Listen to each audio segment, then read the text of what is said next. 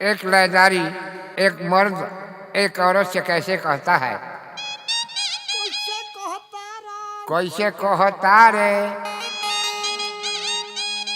एमे हिंदी या भोजपुरी दोनों बोलल जाए। कैसे कहले कैसे कहलन कि आँखी मटकावतारू ओठ भी झुकावतारू। ए देखो तनी आँख बड़े मारतारू। आँखी मटकावतारू ओठ भी झुकावतारू।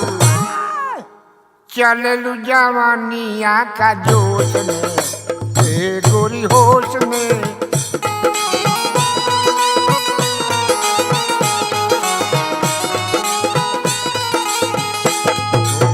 चललू जवानिया का जोश में ए गोरी होश में रहा।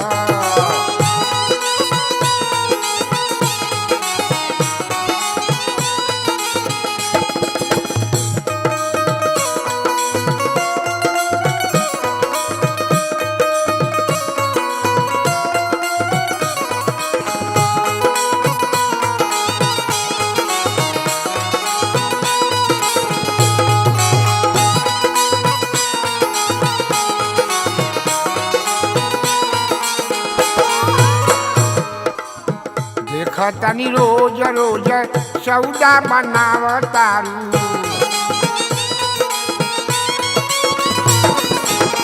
देखतानी रोज रोज सौदा बनावतारू।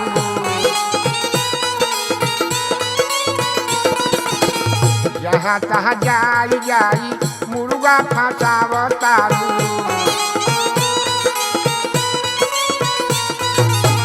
जहाँ तहाँ जाई जाई मुर्गा फंसावतारू।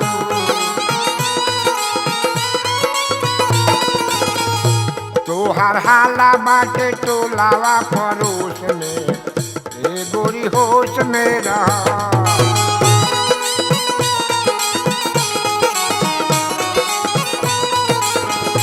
तोहर हाला बाटे टोलावा परोस में ए गोरी होश में रहा।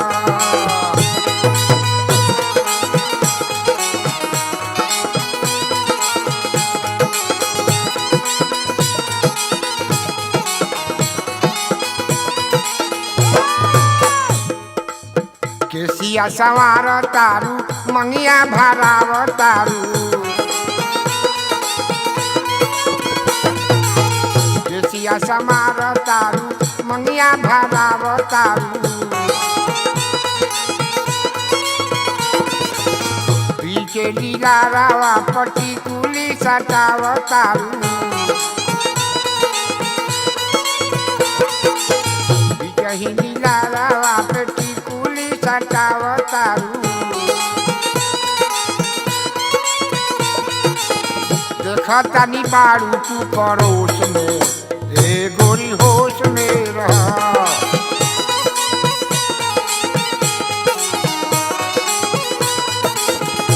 भाला देखतानी बारू तू पड़ोस में ए गोरी होश में रहा।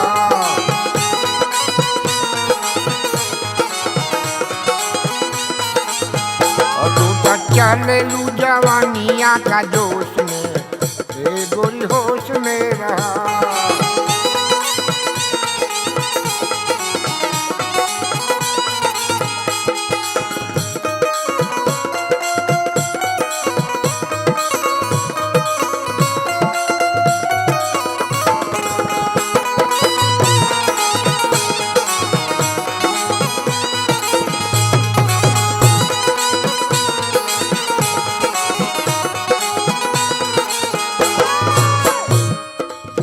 लइकन से हंसतारू बुढ़वन से फंसतारू। लइकन से हंसतारू बुढ़वन से फंसतारू। ए बरले धुरान अफसोस में ए गोरी होश में रहा।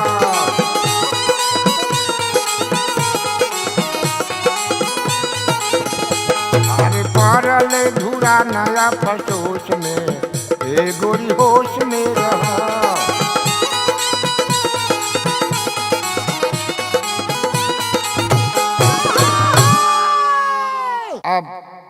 एक प्रसंग बा कीचक बध।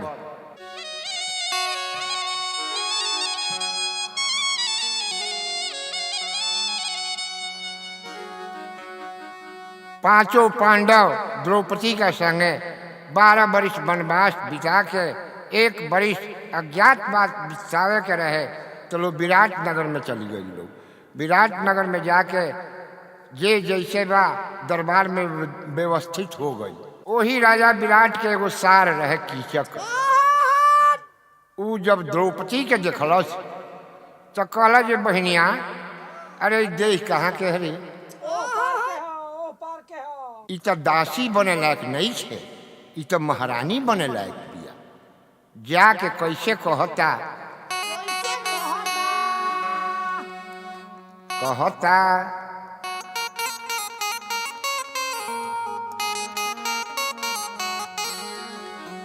सुन सुन गोरी तनी ताक हमरी ओरी के कर हऊ तू चाँद के चकोरी दिहलू करे जाके ममोरी दिहलू करे जाके ममोरी ए गोरी बाड़ू नवल किशोरी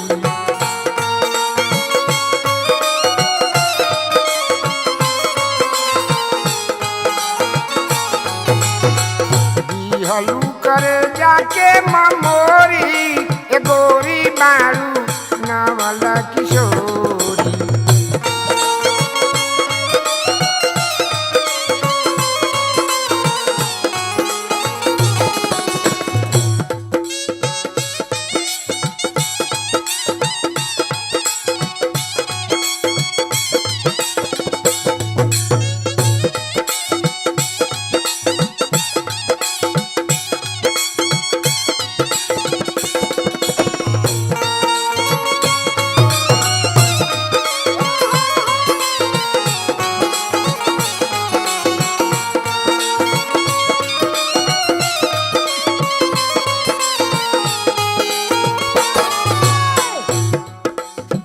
कोमल बदनिया से झाके ले जवनिया छल छल छल केला मुहवा से पनिया।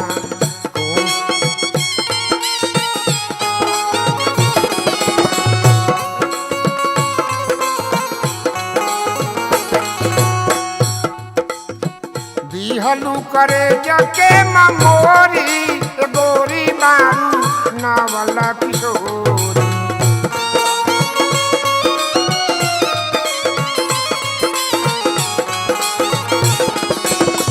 दिहलू करे जके ममोरी गोरी बारू नवल किशोरी।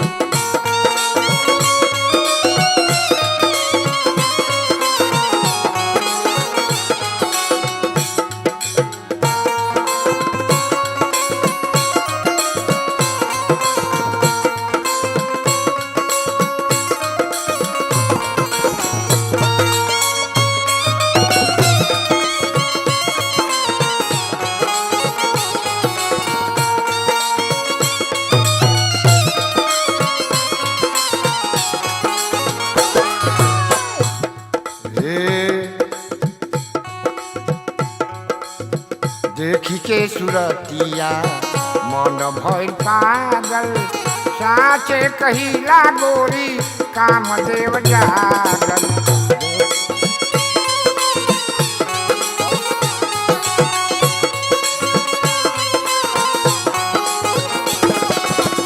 देखी के सुरतिया मन भइल पागल साचे कहिला गोरी कामदेव जागल।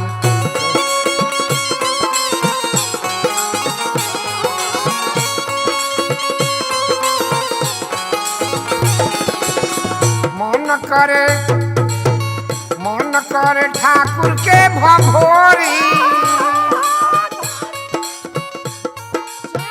मन कर ठकुरे के भभोरी ए गोरी बारू नवल किशोरी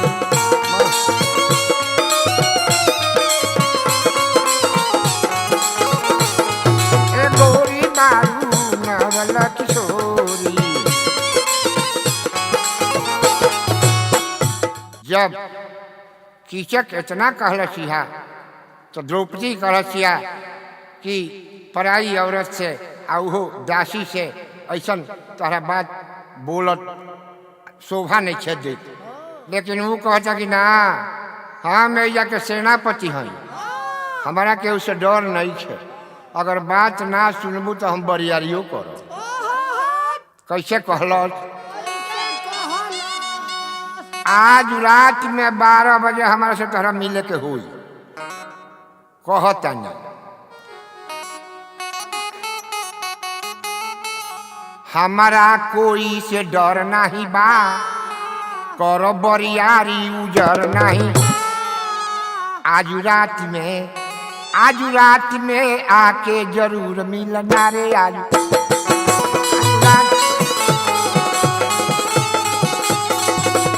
रात में आके जरूर मिलना रे। आज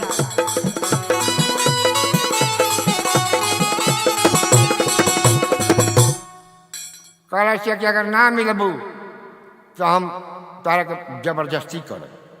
इतना कह के चल गई हा। अब द्रौपदी भी आ पहले धर्मराज के यहाँ गई हा। धर्मराज सुनले हा तो कहले कि देख अब ज्यादा दिन नहीं है, थोड़ा दिन बाकी सब अपन इज्जत बचा ले चलो। चारू भाई से कहलसिहा अर्जुन के यहाँ गई हा तो अर्जुन अपन बृहनला बनल रहे हा। कहले हा कि हमार तो दशा देखते बड़ू, भैया जौन कहीं है तो उन्हें कह जाइए, कुछ दिन शांति रहो, जैसे जैसे दिन बिता ले चलो। जब भीम की यहाँ गई हा तो जाके का कहली, हे अरे बाची इज्जतिया ना हो कैसे, बाची इज्जतिया ना बतिया मानत नइखे कमजतिया कैसन, बाची इज्जतिया ना बतिया।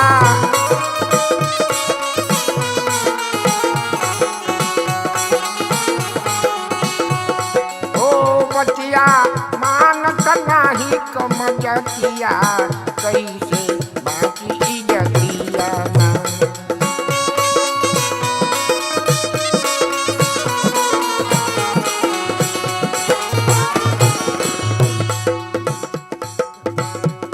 हे महाय वीर बलवान जगत में, जेकर 5 गो बपतिया पतिया, जेकर 5 गो बपतिया।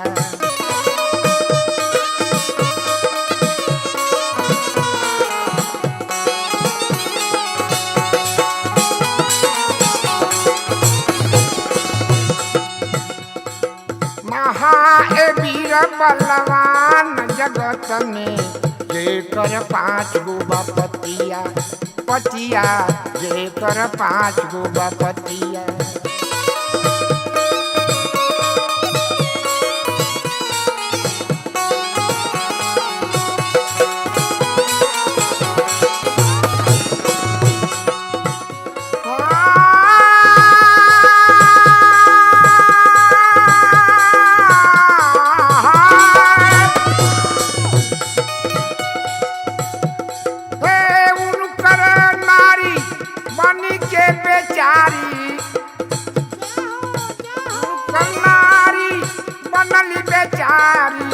कैसन विधाता के बा गतिया, कैसे कैसन विधाता के बा गतिया, कैसे बाकी इज्जतिया ना।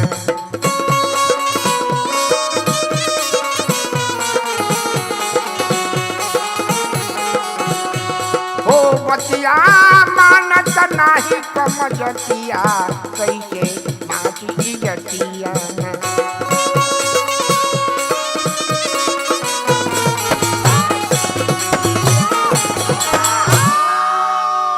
जब भीम से इतना बात कहलस तो भीम कहले कैसे चुप रह तोहार आंसू हमारा से देख नहीं जा उ कब बोलौले बा आज 12 बजे रात का ठीक बा तू अपन एक सेट कपड़ा हमारा के दो वह द्रौपदी एक सेट भीम के कपड़ा दिहलस अब भीम लेके चल गए कहाँ नाट्यशाला में जहाँ नाच गाना अर्जुन सिखावस वही नाट्यशाला में लेके गईले उ राती खा खाली रहे केहू रहे ना राती खा भीम जा के वो जा अब द्रौपदी के ब्लाउज लगले पहिरे तो भला द्रौपदी के ब्लाउज भीम में आटो ज्यों बाहुरे के मन कर फाटी गई अब केशवा देखल कि अब तो टाइम हो गई बा तब केशव अपन घूघ घूघ तान के वो ये बैठ गई चले कीचक होने से आवता खोखत खखारत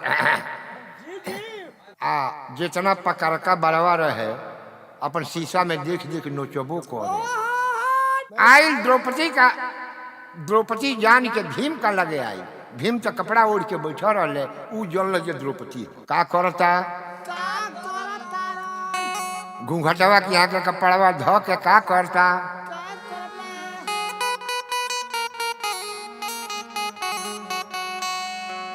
बताव धनिया लड़ी की डेट बढ़ी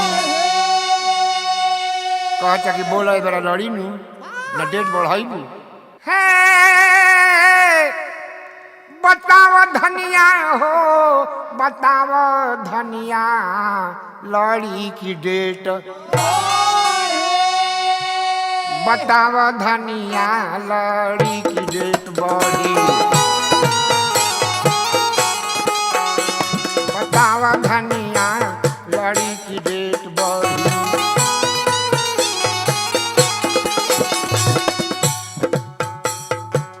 कुसुम कली ऐसन खिलल बारू कुसुम कली ऐसन खिलल बारू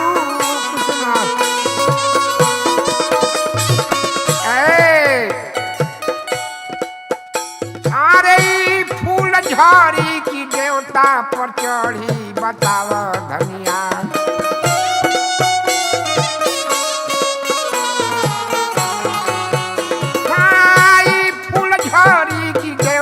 पर चढ़ी बताव धनिया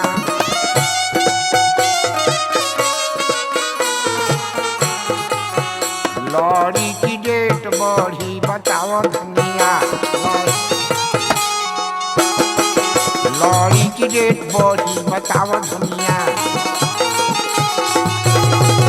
लड़ी की डेट बढ़ी बताव धनिया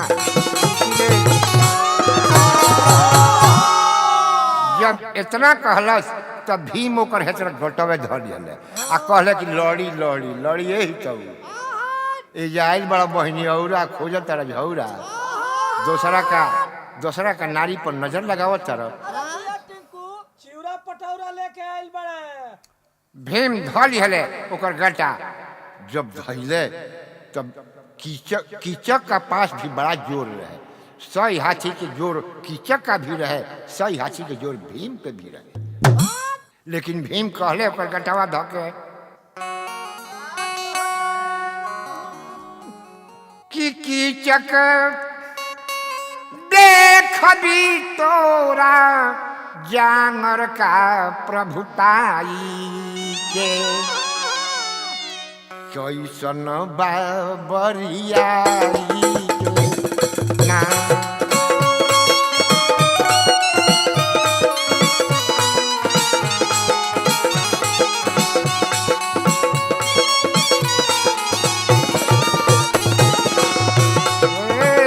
देख भी तोरा जानर का बरियाई के कितना बा प्रभुताई के ना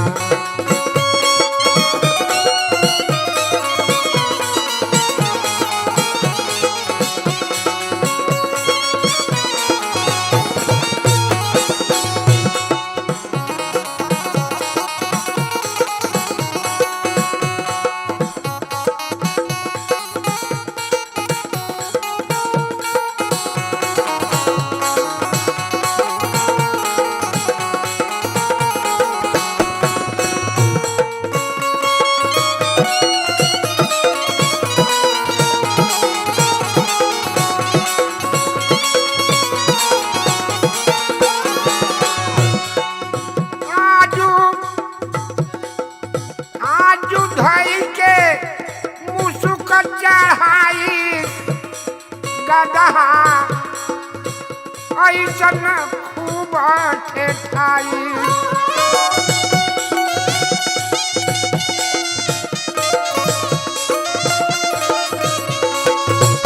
आज धोई के मुसुक चढ़ाई भी गदहा ऐसन खूब ठेठाई देहितवा छतिया तूर गए धके ठेहू नाचे दाबाई के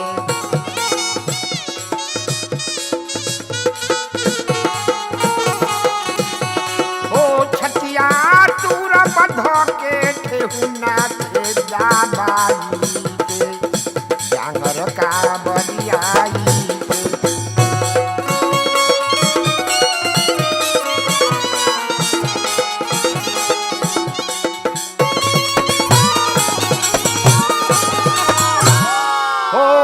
चक देख भी तो हरा जांगर का बरियाई के कितना बा प्रभुताई के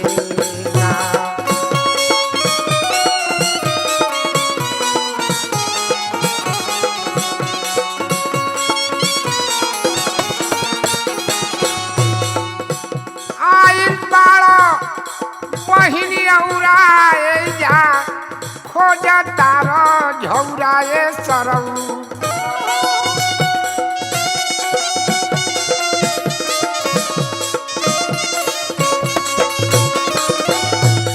एजा बहनी औरा आइल बड़ा चिउरा पटौरा लेके झौरा खोज तारो आइल बाड़ो बहनी औरा खोज तारो तू झौरा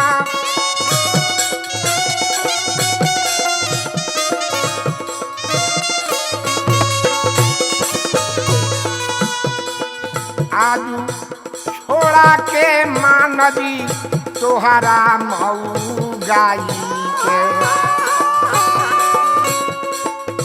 आके मानवी तोरा मऊ गाई के जांगर का बरियाई के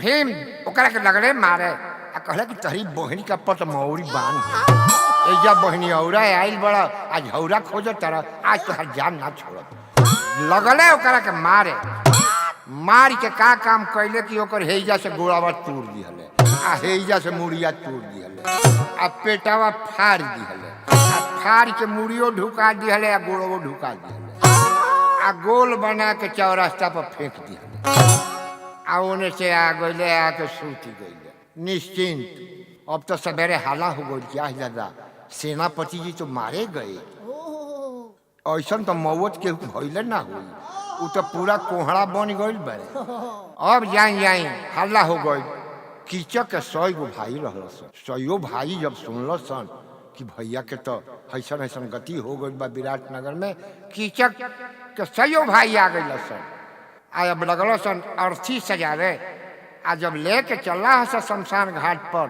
तले द्रौपदी रास्ते में खड़ा रह लिया दरवाजा पर जब देखला सन तो कहता गोला कि भैया हे करे खातिर नु भैया के ई गति भइल बा एकरो के धरस आ ले चलो सन उनका के चीता पर फूके जब द्रौपदी के बाँह धैला सन खींचे लगला सन तो द्रौपदी ओजा विलाप कैले बड़ी कि हे प्रभु कहाँ बड़ा आके लाज बचाव तो भीम तो जागले रहले भीम तो सुनते रहले कुल भीम का काम कैले कि रास्ता बदली के चल दिहले तो लई बा अरे द्रौपदी के टेरिया चुनी के भीम से न बलवान तनिको ना देरिया कैले को दिहल रे प्राण तनिको ना देरिया कैले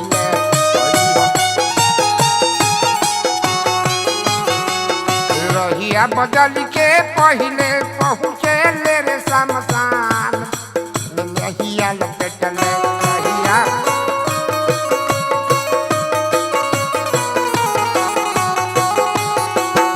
रहिया बदल के पहिले पहुँचे ले रे शमशान देहिया में मटिया लपेटले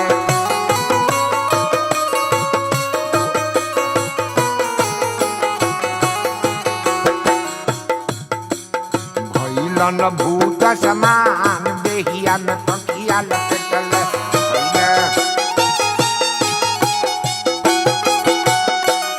भीम शमशान पर पहले जाके अपना शरीर में मट्टी लपेट ले है पांखी आ भूत के समान हो गई है।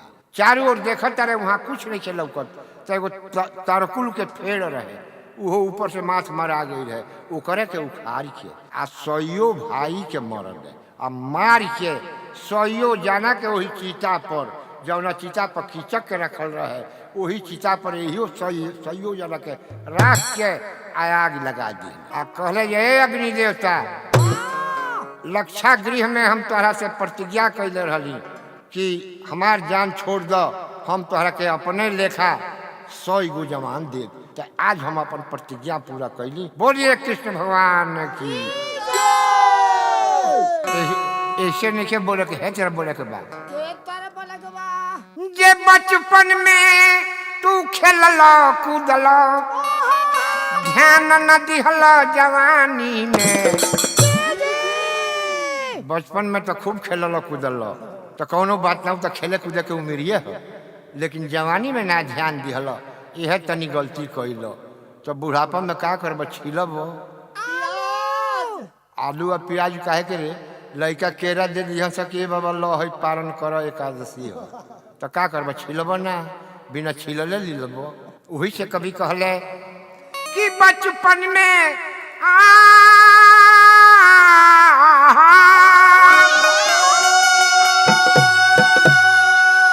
बचपन में तू खेलल कूदल ध्यान न दिहल जवानी में अरे सुंदर समैया सब बीत गईली अब का तू करब बुढ़ानी में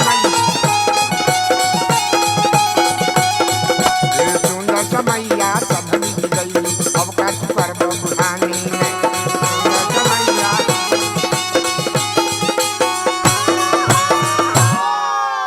कोसे का बुढ़ापा तो सबके आई इनमें चिंता कैला का कौन काम बा अरे एक घड़ी याद हो घड़ी आधो में पुनियाद जौने मिले तौने भगवान के नाम लूटला के काम बा। अब गइल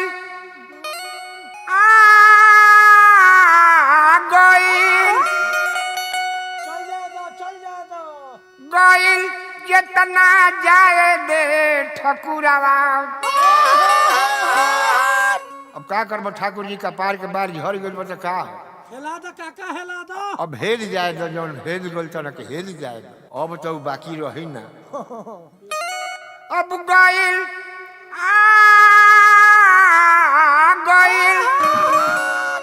गइल जितना जाए दे बबुआ तनिको मती रही है गलानी में अरे एको पहरिया राम के भजब मजा मिली जिंदगानी ओ मजा मिली जिंदगानी में ओ मजा मिली जिंदगानी में एको पहरिया राम के भजबे मजा मिली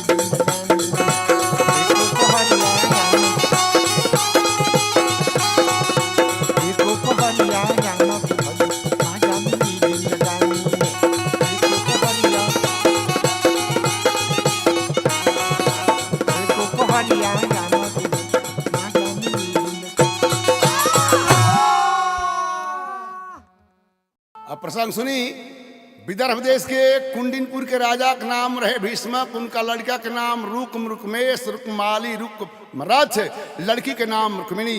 राजा भीष्मक का दरबार में कवि लोग गायक लोग अपना गीत में कवित में पद में छंद में कृष्ण भगवान के रास लीला के वर्णन करे लो।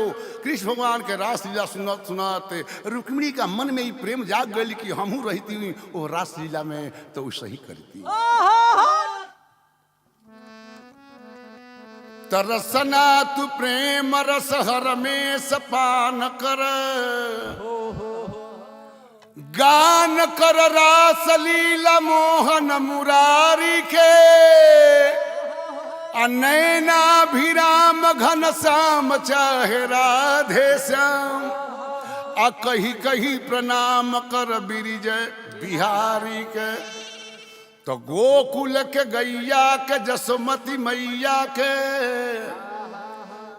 गोविंद गोपाल गिरिवर गिरधारी के अचल बात चल हो गई तेरी संग लहरी जी। अब वृंदावन धाम जहाँ कृष्ण मुरारी के।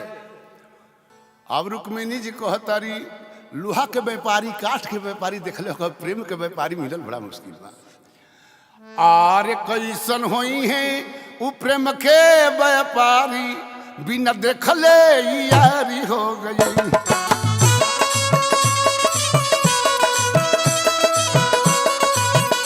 कैसन होई है उ प्रेम के व्यापारी बिना देखले यारी हो गई।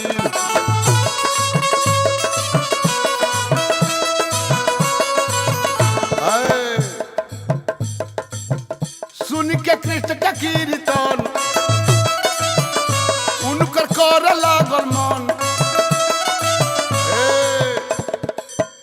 कहिया होई ही उनका से नचारी हमरा प्रेम के बीमारी हो गई।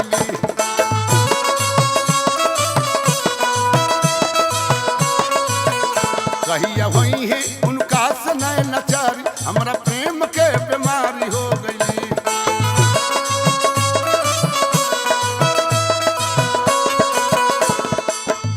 अपना मन में रुक्मिणी चिचिरी खींच ली हलतीनी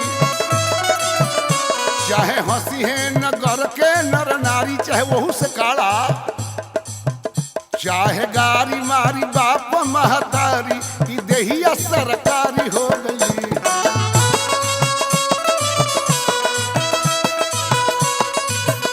चाहे हंसी है नगर के नर नारी की देहिया सरकारी हो गई।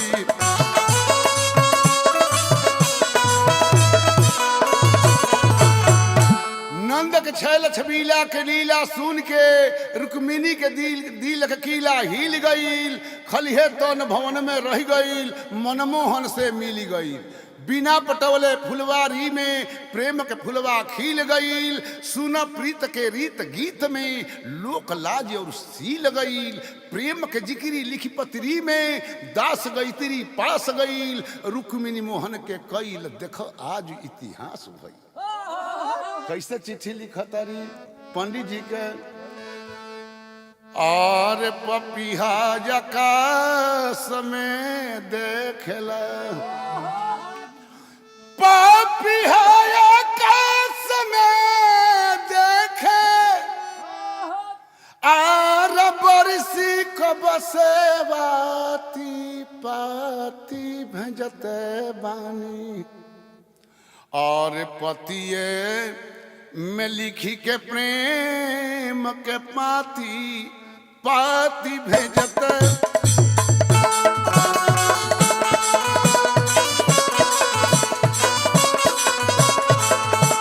पतिए में लिख के प्रेम के पाती पाती भेजते बानी।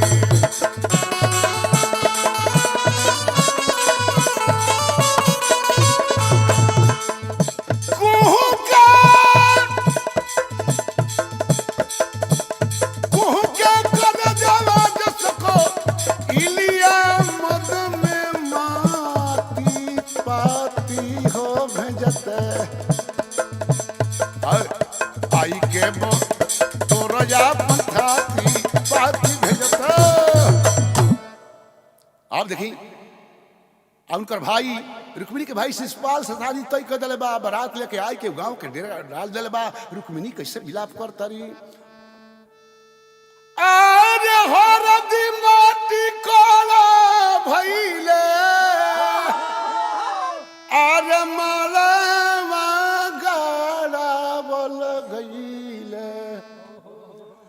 यारे बनहले बा मऊरियासी सुपाल हो मुरारी जी। अरे सुन के सद के गीत अरे मरचाई सन लागे तीत आर कबल दर्शन देवन दलाल हो मुरारी जी। काली जी के पूजा करतारी विलाप करतारी तब तक घोड़ा के हियानाहट सुनाई आ रथ के तरतराहट कल जाओ जानी गई जो है हवे आर शेरया गईल करी है शिकार आर शेरया गईल करी है शिकार सियार के कतार का करी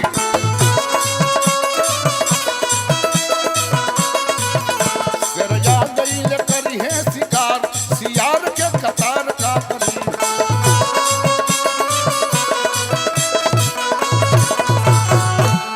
आज वीरन के भइल बहत ना हबर आ सब लोग देखी कि बाके करा में कतना जोर आर एक सूरज कदी है उजियार इतार 6000 का करी।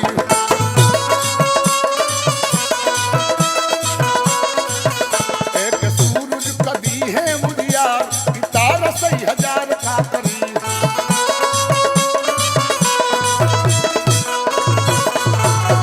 अभिनय करतारी जब मुरारी के देखली शिकारी नियान तो सकुचा गईली भयभीत नारी नियन तो कान्हा झट से झपट ले डेगार कि बाघ के बिलार का करी।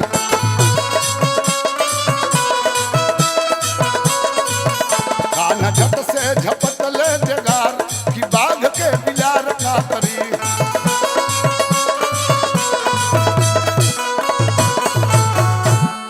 सब देखल त कान्हा कैल जबरदस्ती अले के चलले केहू के परल न हस्ती जे गई तिरी के दीही ललकार अंगार के लुकार का करी।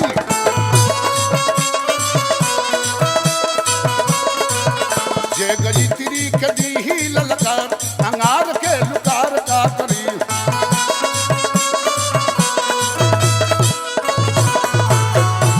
अबे रुक्मिणी के भाई रुक्म सुनला सी कि बहिनी के हरण हो गई। शिशुपाल सुनलस दंत वक्र सुनलस सेना लेके चढ़ाई कर दिहलो। शिशुपाल कहलस क्या कढ़ाई अगर तहरा अंदर तनिकिया बिरताई होखे त खड़ा काके लड़ाई काके तब लुगाई ले जा बाकी तू लड़ाई का करबा तू तो लइकाइए से मौगाई कैले बा।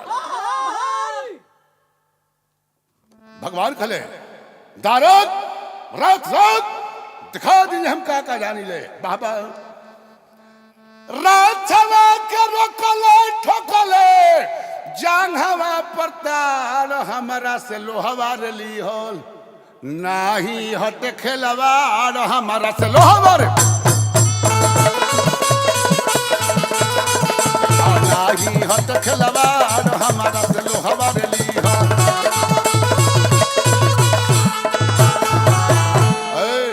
भिराई हो गईल कन्हा से सब लड़े लागल सेना के दांत खटा हो के अंगरे लागल आ एक बार में 1000 लोग मरे लागल आ जे बाँचल उ जान ले। कृष्ण भगवान कहले शिशुपाल से अरे शिशुपाल हाथी के हौदा गदहा पर ना सोभेला रे मौरी बोहले बड़ा तहरा बोहिन का लौ उठेलो है हाथी के हौदा गदहा पर निकला गेला मौर मरैली घाही भइल शिशुपाल भागी चलल से न पलटनिया अरे दिहल दवाई नंदलाल भागी चल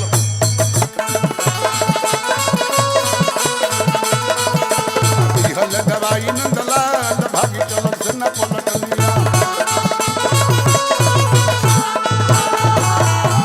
रुक्मिणी जानत रहली बात भी परीत होई आ कन्हा के नाम सुनत लोग भय भीत होई। जरासंध शिशुपाल के सेना सब चीत होई आ गई तेरी दास खास कन्हैये के जीत होई। कहले गई तेरी सुना बुढ़ावा धुरा नौर केहू के तो बोलाओ।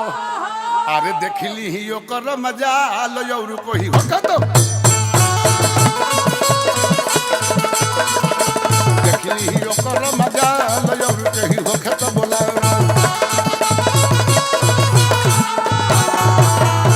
अब रुक्मिणी के भाई रहे रुक्म नगर से प्रण के चलल कि बहिनी के छोड़ा के नाग लेके आई तले नगर में मुंह ना देखलाई। आई कि बाबा भगवान कृष्ण से लड़ाई ठान देने से हाय। अरे लड़ाई पहुने सार में भइल। अरे जीजा सार में भइल हो जीजा सार में भइल हो लड़ाई पहुने सार में। आर रुक्मी बाण चलावे तो कटले जस कन्हाई हो लड़ाई पहुन सार में। यह ना तो हमारो अधूरान जी के बा भले पुरान बाड़े उनका जवर में ससुरारी हो बाबा। आर रुक्मी बाण चलावे तो कटले जस कन्हाई रे लड़ाई पहुन सार में भइल।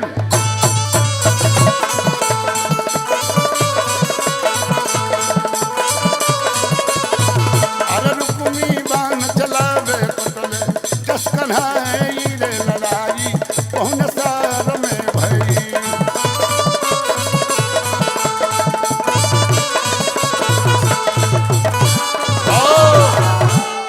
ऐसन बान चलवले मोहन करे लागल सफाई। केहू पराइल मराइल केहू तोरे ऊपरी भराइल लड़ाई पहुन सार में। केहू परा गई केहू मरा गईल अयंत में असलिए बूढ़ऊ सार के चिरकी धरा गई। अयंत में जाके असली सार के चौड़ी धराई रे लड़ाई पहुन सार में भई।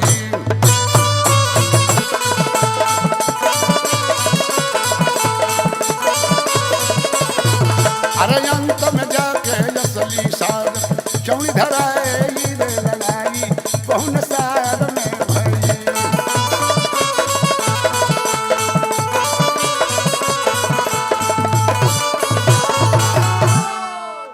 अब रुक्मिणी देखतारी जी भाई के जान चल जाई। और रुक्मिणी देखली अब हमरो भैया के जनवा खूब हो गो धरिया कैली एह के बकसी जदुराई लड़ाई पहुन सार में। हे बनवारी जी ही तो बेनु बौरहत लेके आई हो लड़ाई पहुन सार में। बनवारी जी ही तबे नु हित ही चलाई बाकी उम्मीद बा जब ढेर दिन ठटबे न करी। आर जी ही तो बेनु बौरहत लेके आई हो लड़ाई पहुन सार में भई।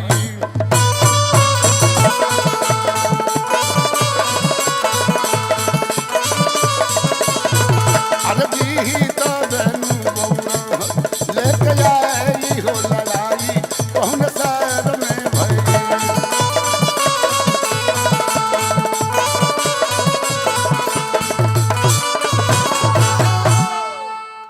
वह कृष्ण भगवान ध के ओकरा के रथवे में बांध दिहले आ कह जे कह ना सरऊ दहेज मुँह तोहरे के ले चली।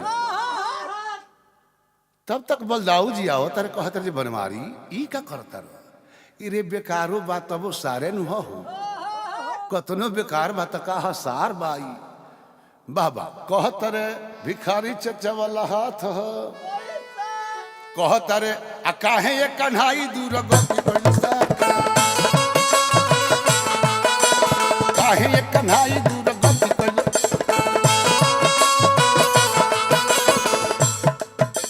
बाही दिहल मरोड़ बांधी देल दूनो गोर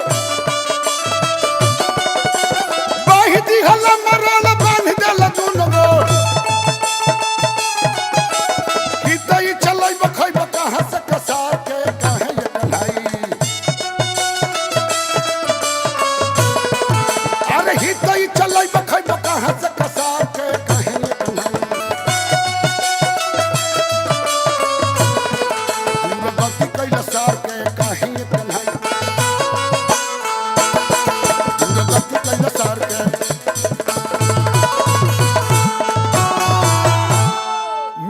बोली बोलल ही तक बान्ह ओकरा के खोल देता रहे आ कहता रहे कि सरऊ भागत नहीं खत हाथ मिलाई बड़ा पाहुन से तारा बाउर लगत रहे ई तीन लोग के ठाकुर हवे ई जेकर पाहुन दमाद बन यही ओकर तकदीर खुल जाई आ मीठा बोली बोलल ही तक बान्ह खोलल मीठा बोली बोलल ही तक बान्ह खोलल भागत खसर तो बैठल डाल मन मार के कहे ये कन्हई अरे भागत खसर तो बैठल डाल मन मार के कहे ये कन्हई दूर गति कैल सार के कहे ये कन्हई दूर गति कैल सार के कहे ये कन्हई दूर गति कैल सार के कहे ये कन्हई कहिए झौरा कर तरह बहनियौरा में चिउरा पटौरा लेके आई हो अब देखी कल ना भैया नहीं जैसन देवता होला ओइसन पूजा दियाला लात के देवता बात से ना मानस बात से जात चिन्हा जाई भात से औकात चिन्हा जाई जबान से खानदान चिन्हा जाई आ लंठन के कतनो झुंड रही ओहू में धुरान चिन्हा जाई वाह वाह अब लाजे मुड़िए नहीं खे उठावत कहते बुढ़वा काला जाइल बड़े कहता रे कि कैसे मुंह दिखाई बिहाया हुई तो दिखाई क्रिया खा के चलल बहिनी के छोड़ावला न बहिनी के मन तो करता कि दहेज में तोहरो के ले चली बाकी जा का कहीं तहरा के हाय आर दाढ़ी पर के गिरल बानर युद्ध के हारल वीर ये बलदाऊ भैया सभा में उठाई कैसे इस सभा में सिर उठावे लायक नहीं खे लेकिन ई वज्र बेहाया है बेहाया कौन है ना हो के दाढ़ी पर के गिरल बानर युद्ध के हारल वीर ये बलदाऊ भैया सभा में उठाई कैसे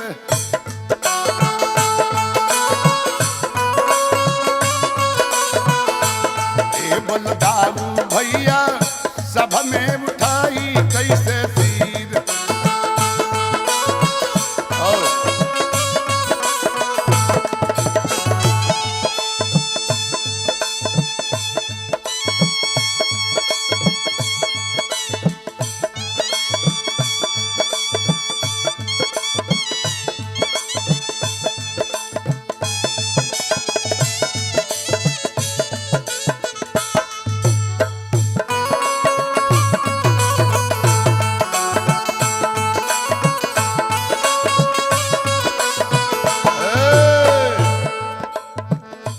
घर से चलल खाके अब काती बाहर किरिया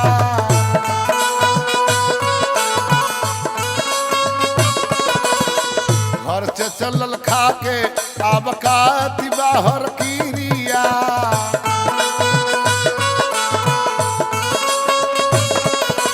है जा पासंगा प भइल प शेरी गई तिरिया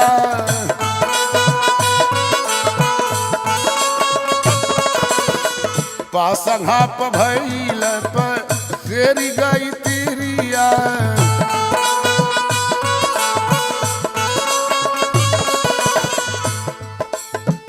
एकरा लायक असलिए का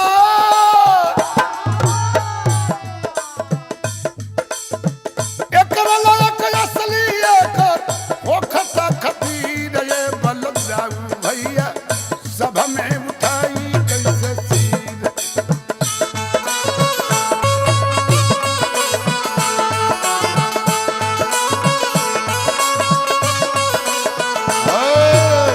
वो वीर रह जी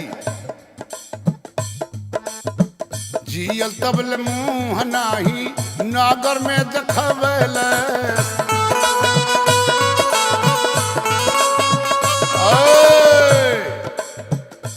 कहत रहे कि सरऊ दांत नहीं खे दतुअन कूचे के चाहत रह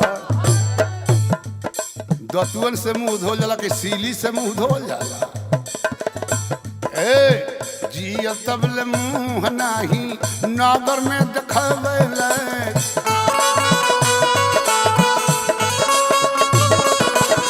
बीच डगरी में भोजकट नागरी बसवेला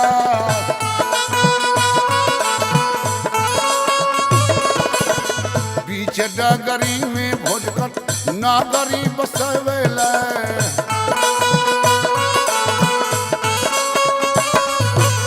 बीच डगरी में भोजकट नगरी बसवला क्रिया खा के भरल सिंह क्रिया खा के भरल सिंह आप तक कबीर ले बलदा भैया सभा में उठाई कैसे सिर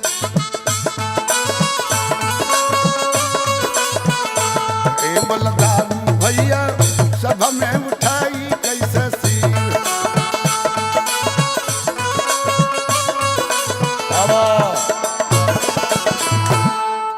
अब देखी हाय तो द्वारिका में आइल बियाह शादी कइले अरे मदन मुरारी ना अगितिया गावेली गावे के बिटिया ब्रिखभान दुलारी ना। देखी शादी के तो नियम हो जो ससुरारी में होके लेकिन लव मैरिज कह के भगा के लोग ले आवेला तो अपना गोइए कोरम पूरा कर लेला छोटे मोटे माड़ू गाड़ी के गोइए घोरवट उठ के बजाओ जब बजा के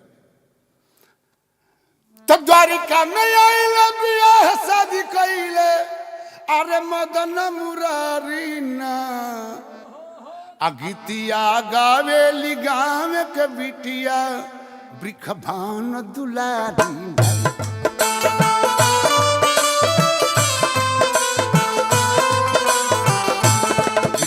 गावली गाम के बिटिया ब्रिखभान दुलारी ना।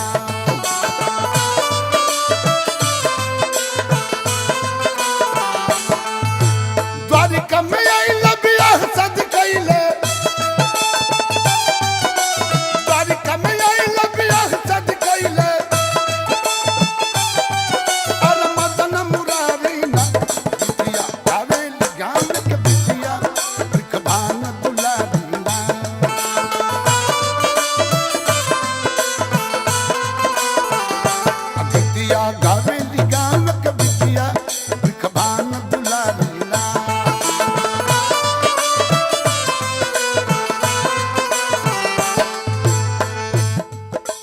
सबक दुवरिया पकल सक दलिया जल जग तवल कन्हैया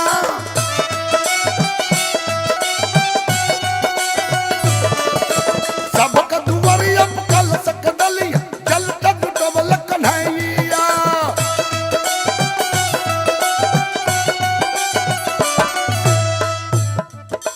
गावेल बधैया बज सहनैया गावेल गई तिरी गवैया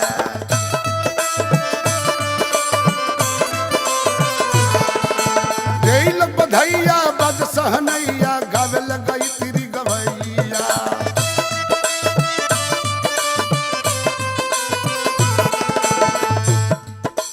विप्र कर बद चर पर चल बार बार विप्र कर बद चर पर चल बार बार अरे दुन महतारी ना गाम के बिटिया ब्रिखभान गावे सखी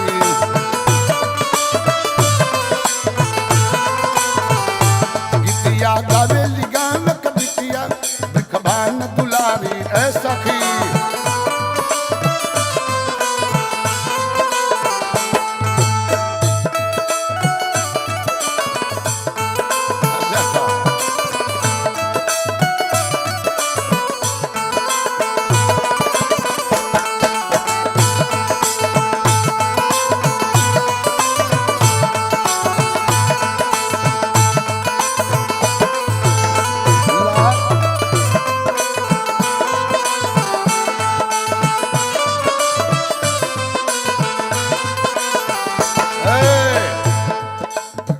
में गाना बहुत होला, लावा एमे रावा धुरान भैया बहिना तुहार होई हो।